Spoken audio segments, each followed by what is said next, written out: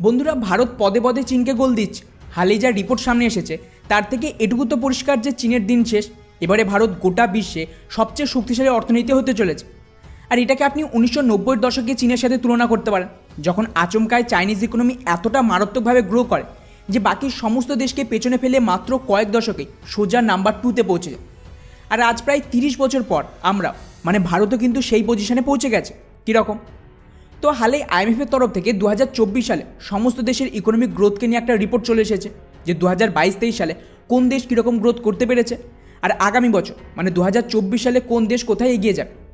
আর বন্ধুরা, আশ্চর্যজনকভাবে ভারত একমাত্র দেশ যারা কন্টিনিউয়াসলি না কেবল গ্রোথ করছে, বরং আগামী বছরেও ভারত বিশ্বের সবচেয়ে দ্রুত গতির ইকোনমি হয়।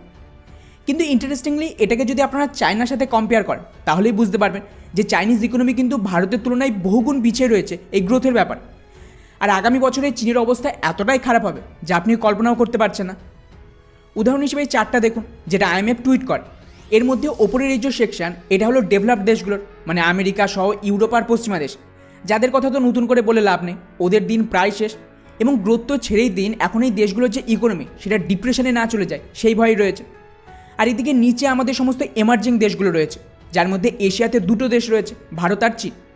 ভারতের কথা বললে 2022 সালে যেখানে ভারত 7.2% হারে গ্রো করেছিল, তা আবার গ্লোবাল ক্রাইসিসের মাঝে, যার আশেপাশেও কোনো দেশ টিকতে পারেনি। এরপর এবছর 2023 সালের যে অনুমান, তাতে কিন্তু আইএমএফ বলছে যে ভারত কম করেও 6.3% হারে গ্রো করবে। যদিও এটা অনুমান, অ্যাকচুয়ালি ভারতে অনেক ইকোনমিস্টের দাবি যে অ্যাকচুয়াল গ্রোথ এর চেয়ে আরও বেশি হতে পারে। এমনকি হালেই আইএমএফ তো ভারতের যে গ্রোথ রেট সেটা আগে আরও কম ছিল, এখন হালেই সেটা বাড়িয়ে দিয়েছে।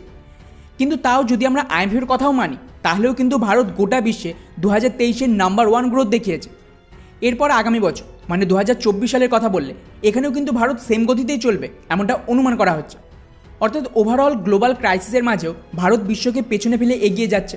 অন্যদিকে আমরা যদি চীনের সাথে কম্পেয়ার করি তাহলে কিন্তু অ্যাকচুয়ালি বোঝা যাবে যে ভারত কোথায় রয়েছে আর চীন কোথায় রয়েছে।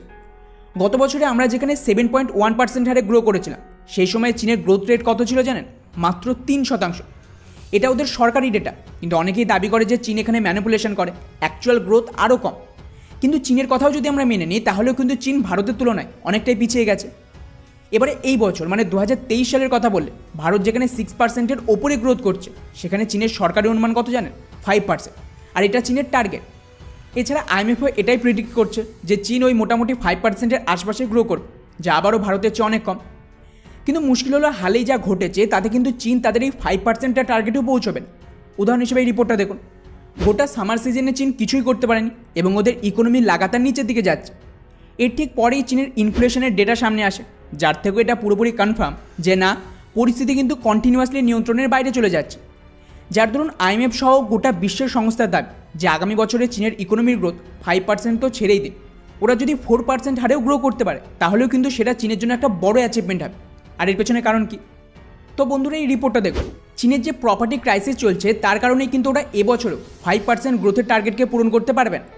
কারণ অলরেডি আমি আগেও বলেছি যে চীনের যে পুরো ইকোনমি সেটা দুটো বিষয়ের উপরে দাঁড়িয়ে, একটা হলো রিয়েল এস্টেট আর দুই হলো ম্যানুফ্যাকচারিং আর এক্সপোর্ট। আর এই দুটোই কিন্তু মারাত্মকভাবে ক্ষতিগ্রস্ত হয়েছে। প্রথমত ওদের রিয়েল এস্টেট, যেটা 30%-এর বেশি জিডিপিতে কন্ট্রিবিউশন করে, তারা সম্পূর্ণ কোল্যাপস করেছে। বুঝতেই পারছেন যে কোনো দেশের ইকোনমি 30% সেক্টর যদি কোল্যাপস করে তার পক্ষে তো ঠেকানোই অসম্ভব, কারণ এর সাথে ওদের banking sector, construction, property sector সব কিছু জুড়ে রয়েছে।